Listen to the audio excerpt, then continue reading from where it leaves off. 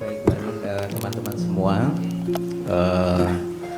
salah satu yang Mbah Nun pesankan untuk kita semua pada malam hari ini nanti, pada saat tawasulan, kita mengkonsentrasikan hajat kita kepada Allah, yakni kita memohon keajaiban kepada Allah, karena situasi yang tadi sekilas Mbah Nun sampaikan dan secara lebih jelas pada waktu sinau bareng di Wonosalam, Jombang 2 hari yang lalu, beliau kemukakan situasi tahun depan yang sulit, ya, resesi ekonomi dan timpaan-timpaan dari dunia global yang mungkin akan membuat keadaan yang lebih sulit.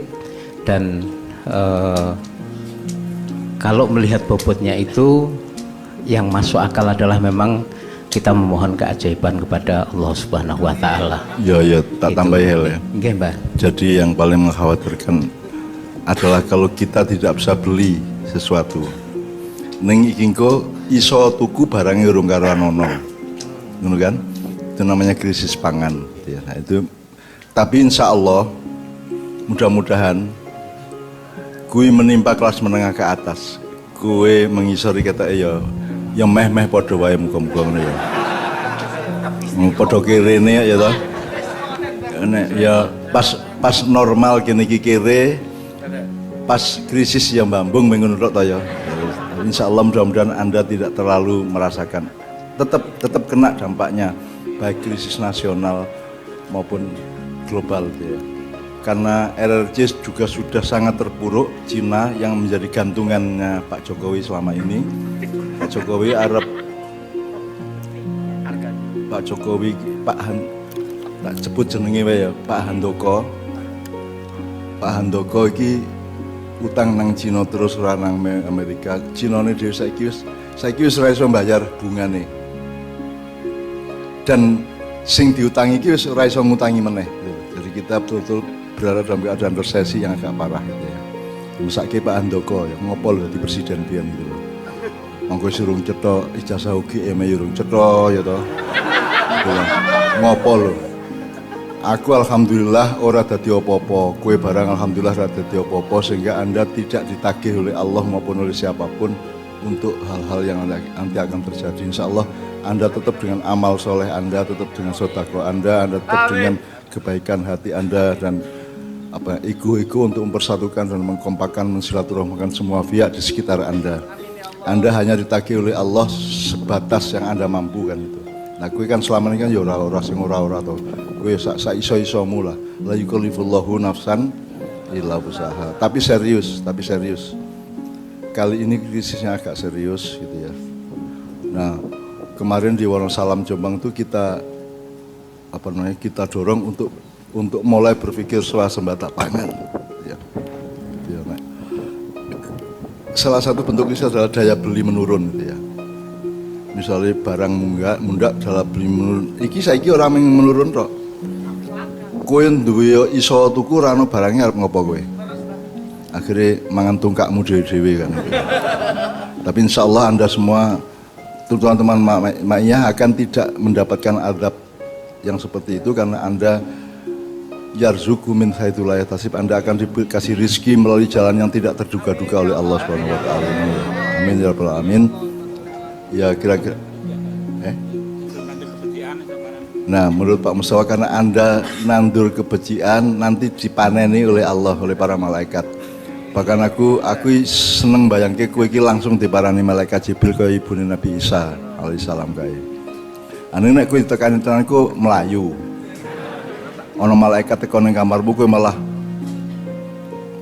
kaget njur semaput njur melayu kan. Tak dongake kowe dikei rezeki langsung oleh Allah. Amin ya Allah. Anda sudah tahu teorinya rezeki siji dol tinuku atau nomor 2 kita bekerja dapat gaji, kita jualan dapat laba gitu ya. Amin. Yang di atasnya adalah Anda berbuat baik sebanyak mungkin maka Anda akan dititipi orang, dipercaya orang sehingga Anda dapat rezeki. Yang ketiga adalah Allah ngasih langsung kepada Anda. Jadi Allah wallahu hasbuh, Allah sendiri yang menghitung manajemen uripmu gitu ya. Amin ya rabbal alamin. Dan mudah-mudahan teman-teman Ma'iyah sebagaimana selama pandemi tadi selama ini kita tetap survive, dan saya sudah keliling selama pandemi, keliling ke banyak simpul di mana-mana sampai Jawa Barat, sampai Madura. Seterusnya mereka semua juga tenang-tenang karena mbuh ya apa carane ono ae gitu ya. Urip ngono to. Mbuh piye carane ono wae gitu. Sing dipangan ono, sing dienggo. Terus ya rokokan don. Wah, jan. Wis ora maskeran. Ya anak. Lah iya. Wis ora maskeran, rokokan terus. Apa? Tur gojekan barang. Itu karena bangsa Indonesia, sekali lagi kita ulangi, bangsa Indonesia memang bangsa yang agak khusus secara sosiologi, antropologi, biologi, bahkan kultural. Karena cara hidupmu berbeda dengan cara hidupnya orang Amerika sama Korea dan lain-lain gitu ya. Jadi kalian memiliki jenis imunitas yang sangat kaya, yang beragam-ragam, dan itu mudah-mudahan suatu hari menjadi pelajaran bagi masyarakat dunia. Uripo kaya cah-cah ning Jawa kae ning kuwi mbuh piye carane iki ono wae kae. Ono. Kalau Anda kekasihan ya sekarang dari Jogja ya, itu kan dulu kan sepi ya. Sekarang kan angger ono nggon iki mesti nggo dodolan, Bu. Usaha pokoknya semua selalu ada usaha. Dan itu hanya orang Jawa yang mampu seperti itu. Le ubet, le sergep, le prigel, le apa ya, lincah lah dalam mencari penghidupan, sangat lincah, dan saya kira Anda semua adalah punya gen yang seperti itu. Semua kita amin ya rabbal alamin ya. Aku dhewe kudune aku pengusaha ya ora gelem coba. Kan pekok ta jan nek cara profesi kan aku pekok kudune aku pengusaha, dadi aku saiki ora konglomerat wis meh-meh.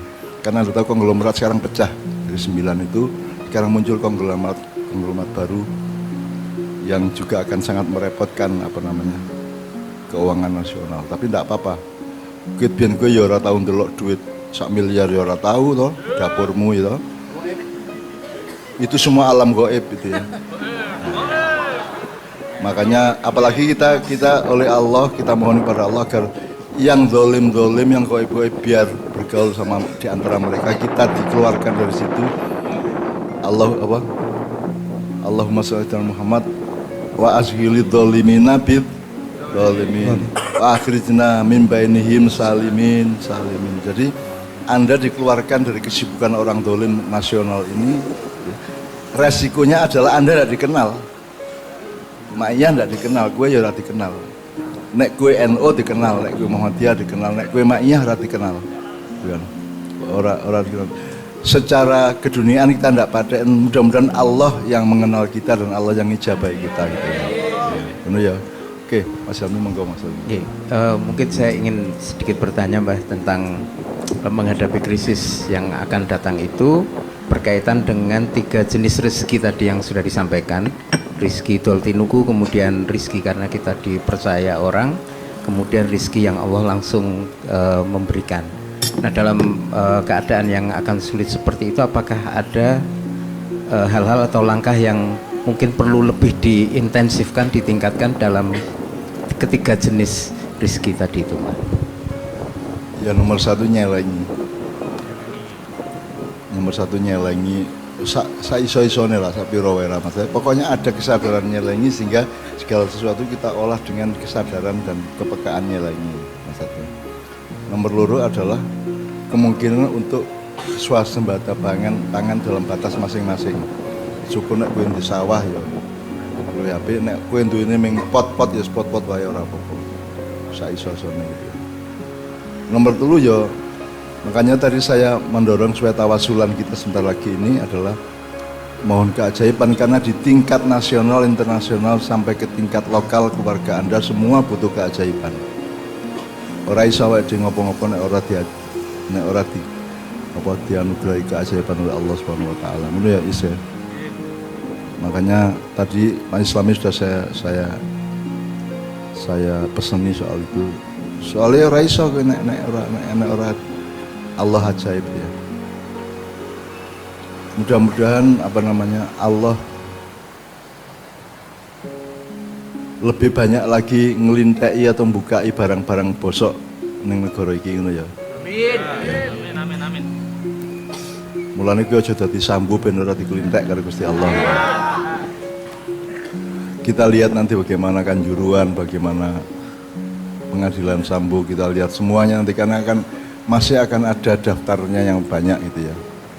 Meskipun sampai tingkat apa wallahu alam itu kita ingin innallaha ala kulli syai'in qadir. Allah yang tahu jadwalnya, Allah yang tahu aturannya, Allah yang tahu iramanya. Jadi kita ngikut, tapi intinya kita memang mohon keajaiban. Orang keajaiban yang Jakarta, muga-muga keajaiban teko nang uripmu gitu loh. Amin. Ning nek jane ya ajaib terus loh. Jane ya ajaib banget. Ning kowe saiki njaluk tenan kupinge kayak ajaib gitu tok, ora njaluk. Muga-muga saiki kowe njaluk diparingi ajaib. Nggih. Lah iya. Lah sapa sing iso gawe makiyah kaya ngene iki?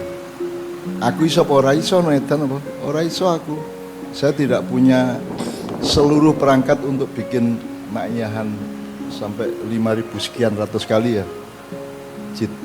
Jual 5.000 ini 5.000 sekian. Maksudnya hanya forum-forum tapi kan sudah melakukan infrastruktur mental, rohania, budaya kan sudah kita bangun sedemikian rupa sehingga suatu hari Indonesia akan minta tolong kepada kita. Amin. Semua capres nanti akan sowan gitu kan. Nah, arep tak apake engko dongake wae gitu ya, dongake wae karena nek dideleki sing memenuhi syarat ora ono. Nek ora banget le tidak memenuhi syarat ya mungkin isih ono sithik-sithik gitu. Utawa paling ora nek gelem tak kandhani wae lah. Iki sing utama iki, sing kedua iki, ketiga iki. Syukur-syukur gelem ngono ya. Nek ora gelem aku ya ora masalah. Aku ya ora masalah karena saya enggak punya beban sekarang. Arep makiyahan ning PDIP ayo, arep makiyahan ning P3 ayo, arep makiyahan ning PKB ayo, arep makiyahan ning PP Muhammadiyah ayo ning ya semoro to. Ora mungkin to. Makiyahan ning PP Muhammadiyah.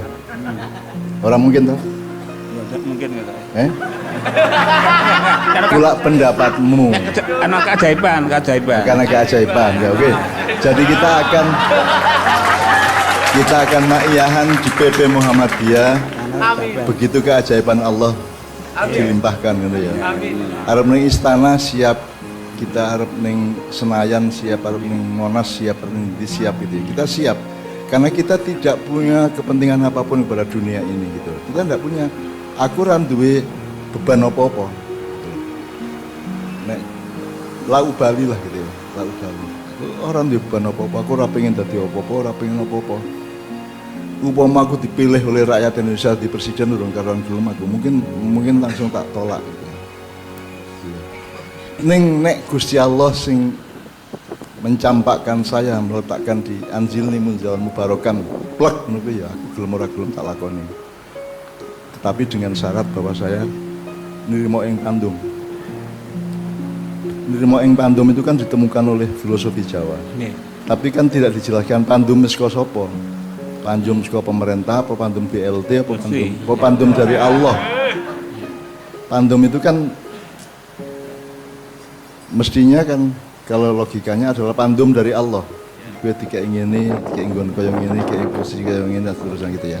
Mudah-mudahan kita semua berada di dalam wilayah pandumnya Allah kepada hidup kita. Amin ya rabbal alamin. Oke. Saiki tawasulan apa arep? Oke. Mungkin sambil Mas Islam dan Mas Imam bersiap, ada sedikit respon dari NM mengenai nyelengi tadi yang disarankan atau dipesankan Mbah Nur.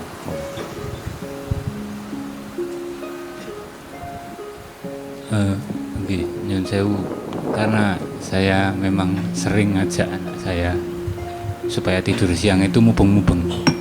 Itu ning desa-desa di Kasongan ke sana. Itu sering nemoni satu daerah satu lokasi kalau di barat itu namanya range peternakan besar itu. Nek di sini sebenarnya sangat banyak dan tadi saya langsung oh iya ini goro-goro Simbahe mbiyen nabung. Gini, rata-rata peta dasarnya adalah satu lingkaran besar tanah. Terus di bagian depan itu ada kandang bangau, angsa. angsa ini penjaga. Jadi berikutnya baru mentok atau bebek. Terus setelah itu ada kambing. Terus ada sapi. Dalam satu area lingkaran ini ternyata hanya punya satu masih simbah yang masih hidup, banyak di tempat ini. Saya sering ngobrol dengan simbah-simbah yang kemudian saya hafal nama-namanya itu. Beliau dengan tanpa rasa geleleng itu hanya bercerita, "Mas, sing pojok kono anakku mbarep sing wedok, sing pojok kono anakku sing ragil sing lanang, sing pojok kono kanggo sesuk nek mbok menawa putuku bakal manggon di kono." Jadi satu area ini sudah dipikirkan oleh simbah yang paling sepuh itu tadi. Saya langsung seketika terpantik ketika simbah ngendikan persoalan nyelengi nabung. Jadi para luhur Jawa dulu itu sangat nabung. Nah, agak mungkin ini buat teman-teman kira-kira bulan Maret atau apa, saya agak lupa, simbah ngendikan persoalan suuban wa qabail dengan perspektif dekonstruksi baru bahwasanya qabail itu esensinya di ketertarikan pada sesuatu yang sama. Nah, teman-teman ini menurut saya ini qabail. Kalau suuban ini masih ada ikatan darah secara keluarga lah. Lah, teman-teman di sini bisa lebih saling kenal, ta'aruf. Terus nanti kita ini mau piye carane? Mau hanya berhenti di seduluran? Nah, saya agak kurang setuju dengan seduluran. Harusnya masuk ke wilayah keluarga. Karena ada yang kita pikirkan, ada pemikirnya, ada sosok yang lebih cenderung sifatnya kebapaan, cenderung sifatnya keibuan juga ada. Terus nanti ada unsur asih, asah, asuh. Di sana ada semua. Ada yang memikirkan bagaimana keberlangsungan sebuah keluarga itu. Misalnya ini lingkup kecil teman-teman di Jogja. Dulu sempat ada keluarga Mojopasapa nggih, Mas Hilmi. Itu bagaimana misalnya kita ramu kembali supaya nanti kita punya semacam ikatan yang lebih siap untuk tadi yang Mbah Nun ngendikan, jongkone wis teko, ambiare wis teko. Ini nyun sewu, kalau masih di wilayah sendiri-sendiri, individu-individu, saya yakin gagal. Contohnya seperti ini, saya pengontrak di satu wilayah. Saya punya kemampuan ngopeni pitik. Teman-teman mungkin bukan pengontrak dan punya tanah yang longgar. Kalau saya tidak ketemu teman-teman, saya tidak bisa ngikuti lebih banyak. Untuk itu nanti misalnya pada ujungnya, pada waktunya kita harus konsumsi bareng-bareng. Ini soal pitik, bisa macam-macam. Saya pikir mungkin jadi PR NM juga ini bagaimana metodenya harus bagaimana, terus strateginya bagaimana. Ya harapannya ini tawaran supaya teman-teman mulai berpikir ke arah yang lebih, kalau bahasa Mas Islamianto ini, dia kudu gawe padatan, mau tidak mau harus punya padatan. Nyun sewu, kalau ma'iyah memang nilainya harus berada di sana, di satu kosmos kebaikan yang semesta. Tapi kita ya subjek-subjeknya ini harus memadat. Misalnya kita menjadi satu keluarga baru yang juga qabail dan juga keluarga yang ujungnya bukan untuk geleng-gelengan, tetapi bagaimana kualitas takwanya kita kepada Allah. Itu saja. Matur nuwun. Saya nambahi dikit ya. Teman-teman kemarin tanggal 14 Oktober ya, bahwa yang lalu itu di Pekanbaru ada pertemuan besar kaum alim ulama seluruh Indonesia, ditambah pimpinan-pimpinan ormas Islam, ditambah pokoknya yang indikatif terhadap padatan-padatan Islam. Jadi ono Ketua Muhammadiyah, Ketua NU Khitoh, Majelis Ulama, Hidayatullah, Persis, ono Forum Persaudaraan Islam, ono Al-Wasliyah, ono Persatuan Umat Islam, PUI, ada macam-macam semua sampai Matlaul Anwar, sampai Indonesia Islamic Business Forum, sampai KISDI, sampai GNPF, sampai alumnus, pimpinan alumnus 212, semua ada. Terus ada Ketua Tanfidiyah Ma'iyah, jebul ora ono tak doleki. Jadi kita tidak termasuk umat Islam Indonesia. Ya, kita tidak termasuk orang-orang yang bukan hanya dihargai, bukan hanya diapresiasi, dikenal pun tidak. Jadi Nahdliyin tiap hari kita ketemu, tapi NO-nya tidak kenal kita. Demikian juga Muhammadiyah dan kelompok-kelompok Islam yang lain. Aku ramah masalah dengan ini, asalkan Allah tidak nyudak kita kan beres. Karena dunia kita nyudak, kita digoribkan, kita diasingkan. Ya wis piye meneh ra begini ya ora arep umum ora arep nuduh-nuduh awak gitu ya. Jadi ada 37 pemimpin Islam Indonesia, termasuk rektor, termasuk Anies Baswedan, MPH, PHD, termasuk Ustadz Abdul Somad, termasuk Pak Felix Xiao yang ono kabeh iki. Sing ora ono ya kuwi mau sing Tanfidiyah Ma'iyah. Nah, teman sekalian, mereka kemudian rapat musyawarah besar menanggapi Indonesia dan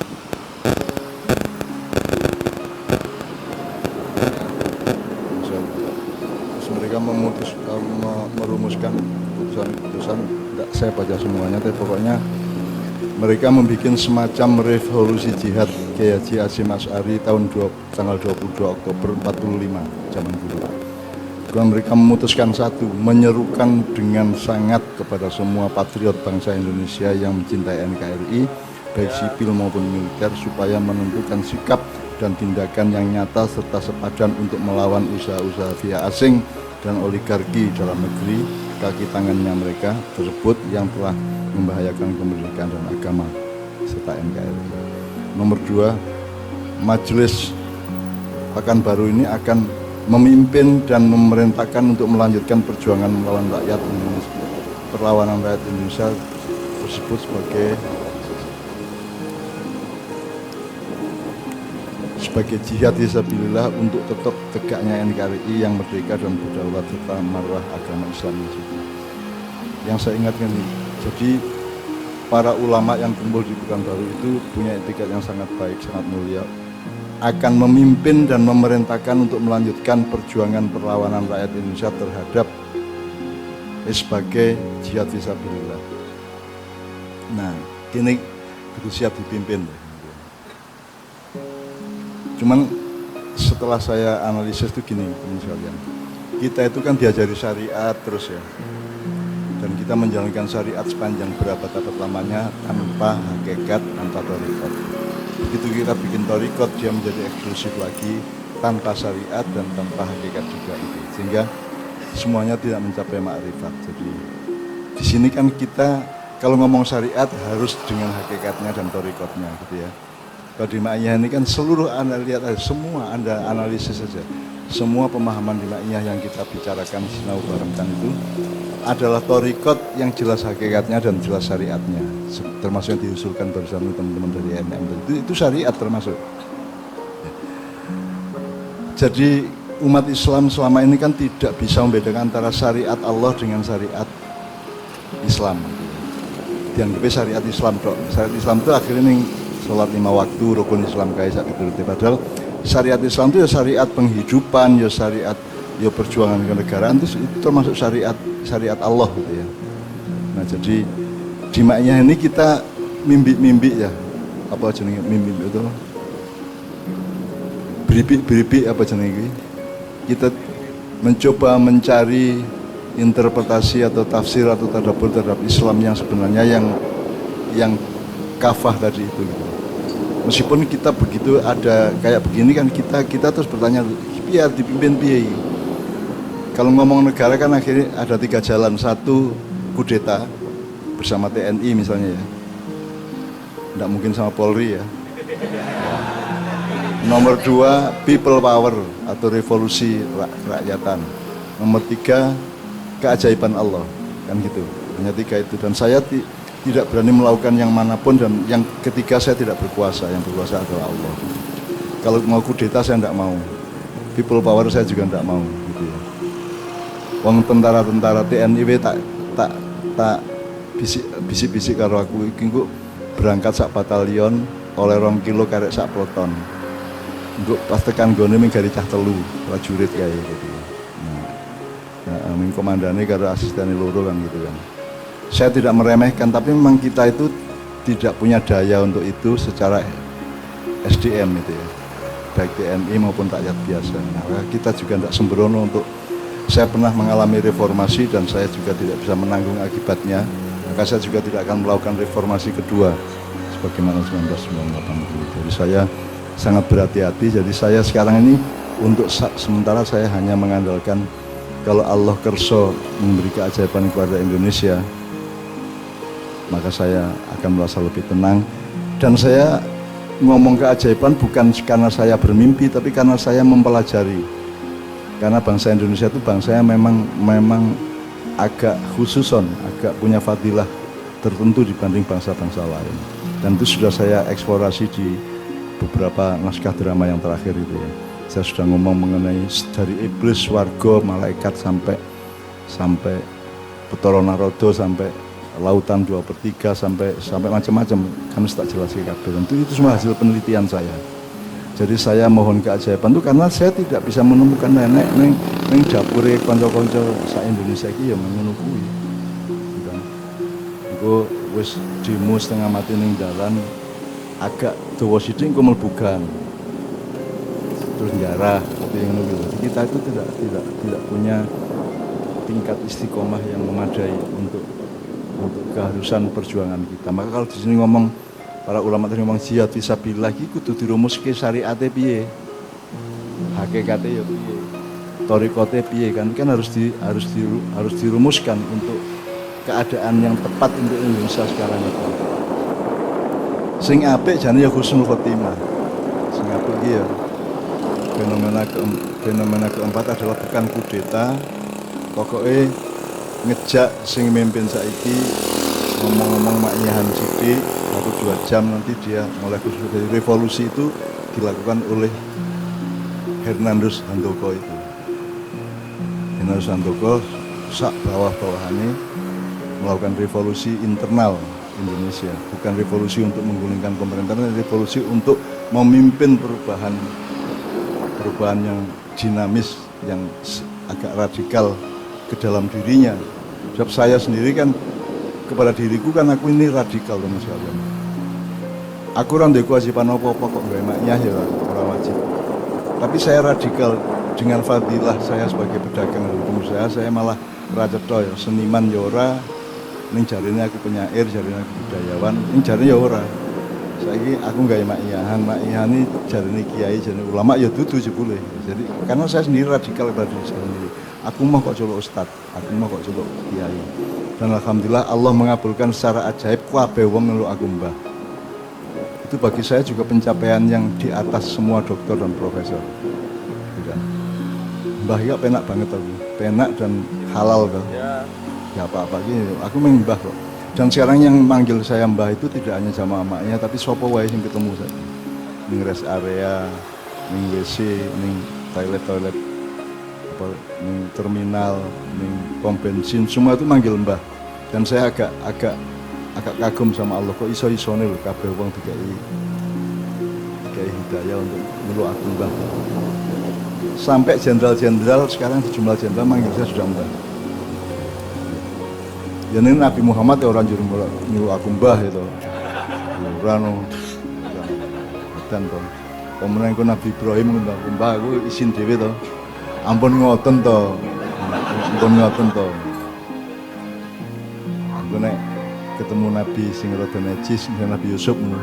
Ketemu aku ning swarga, mbah ya.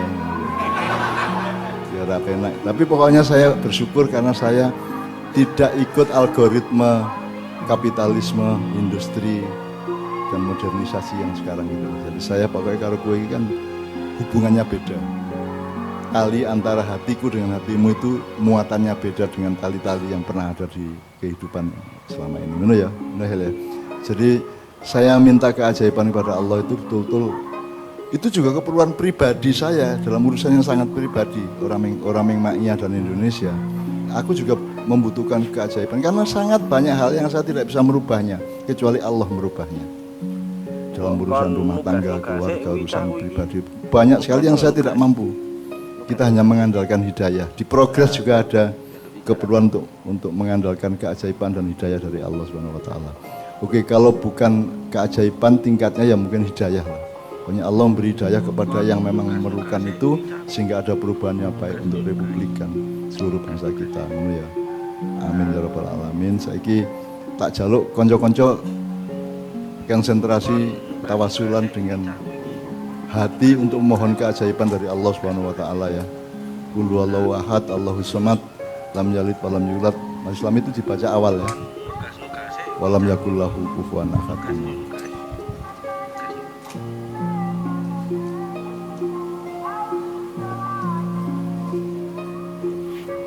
Salah satu yang kita bayangkan menjadi makna dari walam yakul lahu kufuwan ahad itu adalah segala sesuatu itu akan menjadi dipersatukan oleh Allah. Iya, diakadkan. Itu yang saya baru temukan. Walam yakulau, dan tidak akan pernah menjadi apapun kecuali diakadkan oleh Allah. Nek Nabi Nuh biyen wani ndonga ngene iki, ya Allah, mohon semua orang kafir jangan diperkenankan hidup di bumi. Aku kan kudu Nabi Nuh to kuwi. Kudu sengsorone kaya ngono, dakwahe beratus-ratus tahun ora payu-payu. Anak gini kan gampang, maknyai gampang. Kita dimudahkan oleh Allah, arep ndonga ngono ya ora penak to ya. Jebul engko camanya dhewe akeh sing ilang mergo kafir ini.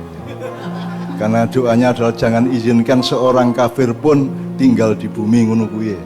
Dungane aku ya ora wani to ndonga ngono kuwi.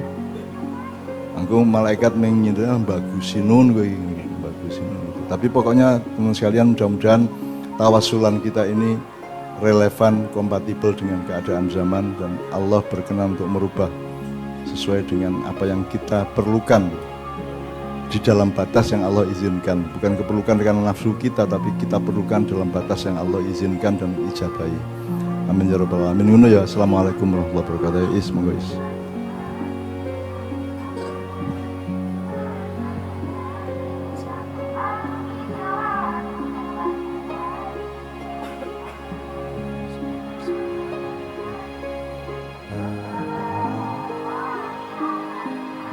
nyuwun sama Allah Subhanahu wa taala apa yang menjadi masalah kita semuanya, apa yang menjadi keluh kesah kita, apa yang menjadi problematika kita, mudah-mudahan Allah dengan bersama-sama kita bertawassul